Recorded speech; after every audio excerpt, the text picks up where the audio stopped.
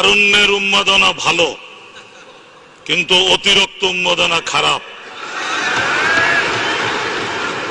যারা বক্তব্য রাখে তারা অনেকে ভুলে যান আমরা অনেকে এখানে বেঁচে আছি যারা জিয়াউর রহমানের সাথে একসাথে লড়াই করেছি।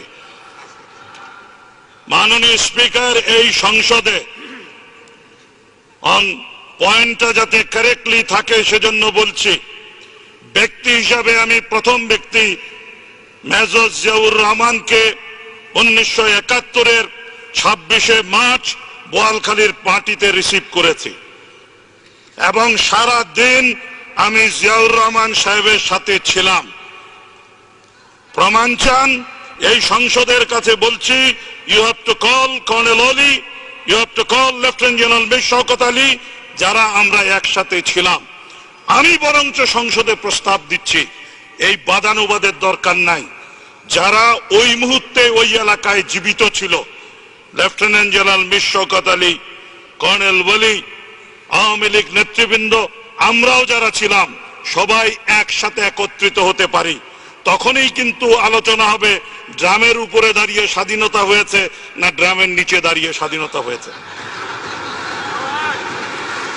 মাননীয় স্পিকার, একই সাথে বলতে চাই, অনেকে একটা জিনিস ভুলে যান, যেই ডিক্লারেশন নিয়ে এত প্রশ্ন উঠছে, declaration on behalf of Bangabandhu দিয়ে জাতির কর্তৃত্ব নিতে চাচ্ছেন, সেই একই রেডিও স্টেশন এই অদম মঈনুদ্দিন খান বাদল 1971-এর 16ই ডিসেম্বর ওই রেডিও স্টেশন দখল করে বাংলাদেশ স্বাধীন হয়েছে ঘোষণা দিয়েছিলাম। এজন্য আমি জাতির চাচা হয়ে যেতে পারি না। এইখানে অনেকে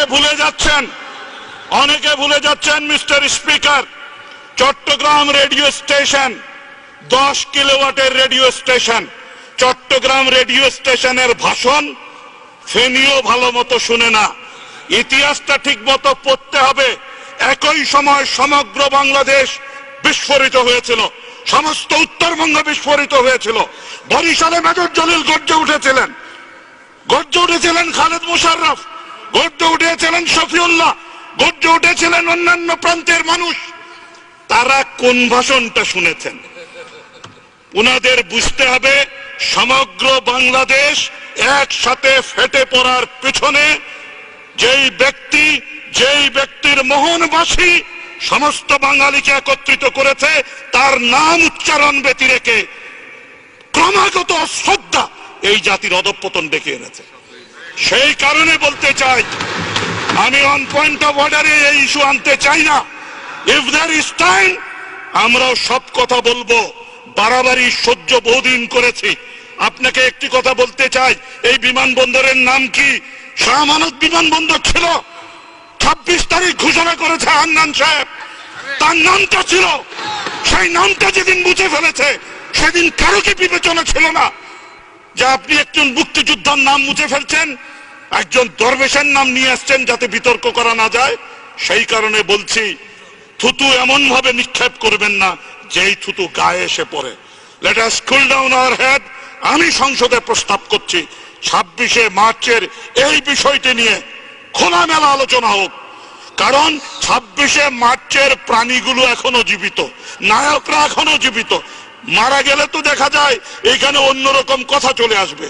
সুতরাং সময় ক্ষেপণ না করে মাননীয় স্পিকার আপনার কাছে আবেদন করছি, এই ইতিহাস, সত্য ইতিহাস যাতে এই সংসদ ধারণ করে, সেটা যাতে জাতির সামনে সঠিক ইতিহাস হিসাবে সহস্র বছর জীবিত থাকে, সেই ব্যবস্থা গ্রহণ করা হোক।